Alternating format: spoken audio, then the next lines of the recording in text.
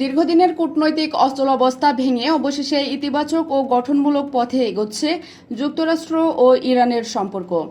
মধ্যস্থতাকারী দেশ পাকিস্তান ও কাতারের যৌথ প্রচেষ্টা এবং সুইজারল্যান্ডের নিরপেক্ষ ভূমিকার উপর ভর করে দুই বৈরী দেশের মধ্যকার সাম্প্রতিক আলোচনা এক নতুন আশার আলো দেখাচ্ছে।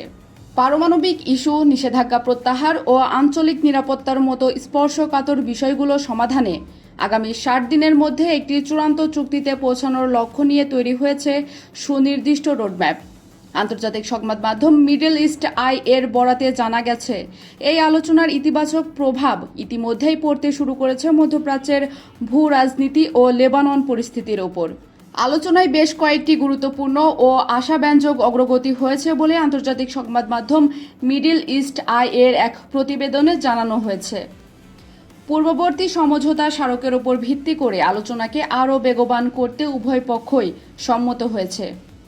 এর অংশ হিসেবে কারিগরি পর্যায়ের সংলাপ চালিয়ে যাওয়ার জন্য একটি নতুন প্রাতিষ্ঠানিক ব্যবস্থা গড়ে তোলা হবে।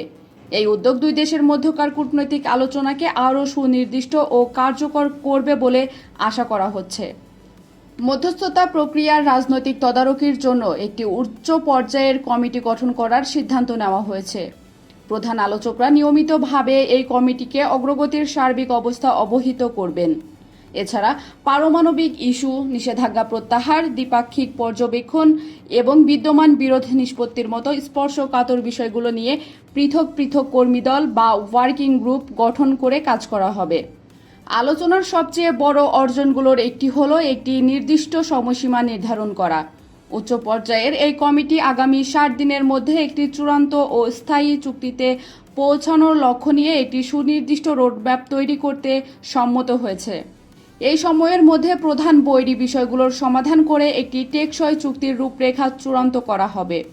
আঞ্চলিক নিরাপত্তা ও উত্তেজনা হ্রাসের জন্য উভয় পক্ষ একটি সরাসরি যোগাযোগ চ্যানেল বা হটলাইন চালুর সিদ্ধান্ত নিয়েছে।